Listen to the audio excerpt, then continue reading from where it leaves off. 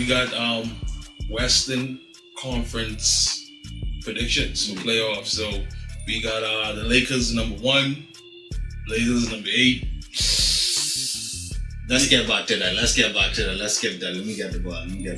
We can save that. So we got the Clippers #2 and the Mavs #7. I'll take that. I'll take over that one.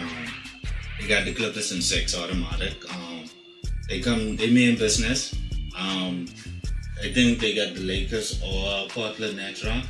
No, they have Who they got next? Nuggets.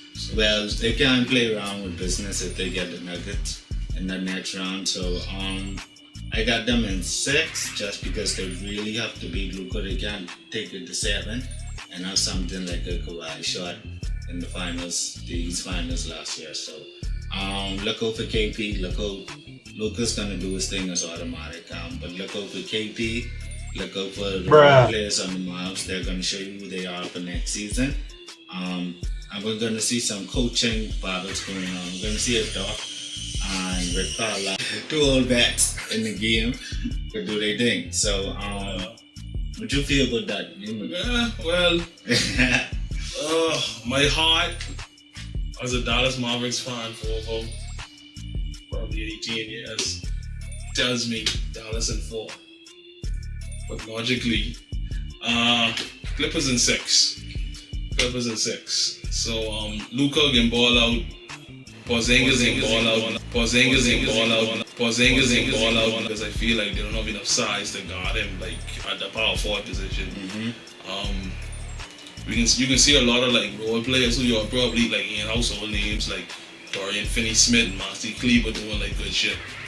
Hopefully we get some minutes from Boban, but yeah, we don't have enough wing players to actually defend Kawhi and PG because they got size at the wings too, so they can they ain't gonna make quick work of us, hopefully, but we can't take them on, honestly. Yeah, I didn't even have to touch the Clippers side because it's really about what the Mavs are going to do for the series. Yeah. So that'll dictate whether the series goes long and drawn out.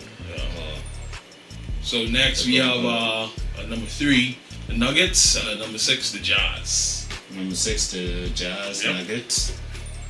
Easy. Nuggets and but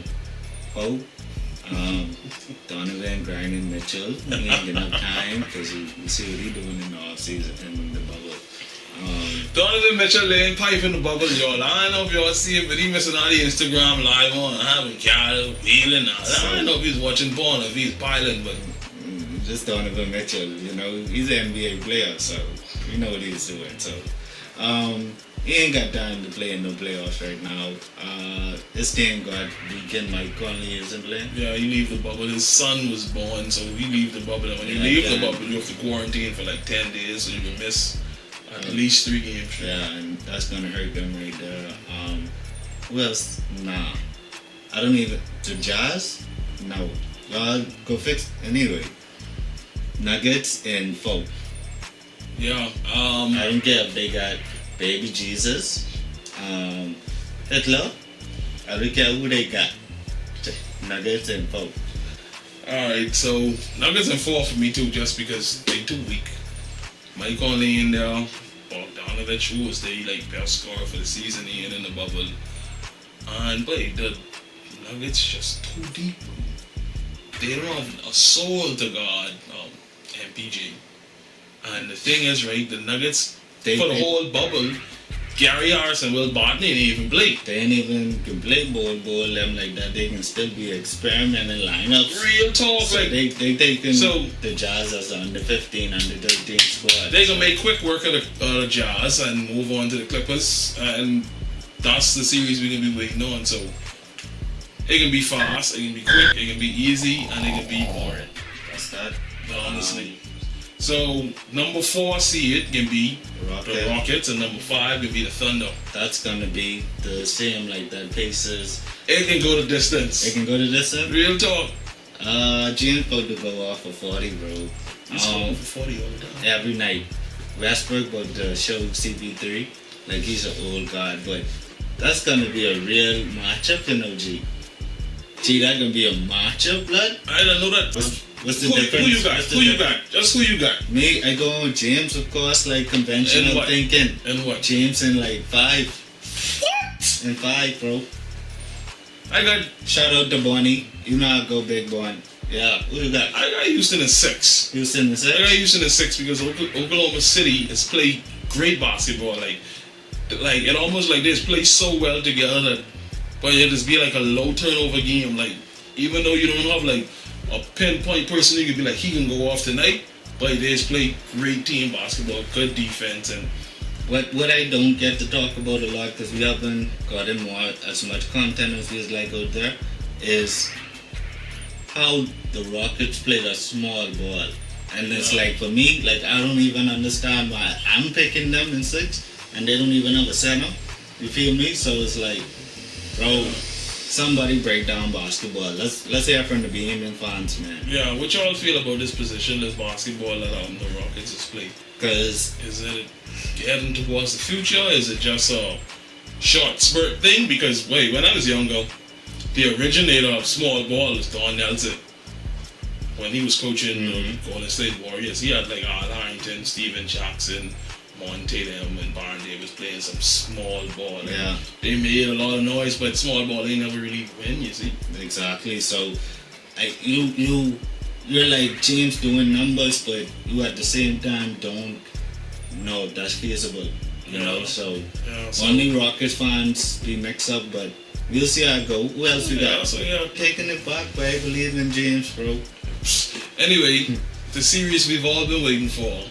America's team, the Trailblazers, number 8, versus the King in the Brow, the Lakers, number 1. The bromance. I asked my boy the other day, Drew McConnell, shout out to my boy Pratt. I asked him if he feel like the Blazers actually have a good chance against the Lakers, and he was like, yeah, man. And I value his opinion because he's very well versed in basketball. Okay. The Shout out to Lakers Pratt. don't really have the personnel to defend Dame and CJ at the same time because Broke back CJ. broke back Yeah. CJ. He have a Good broken job. back.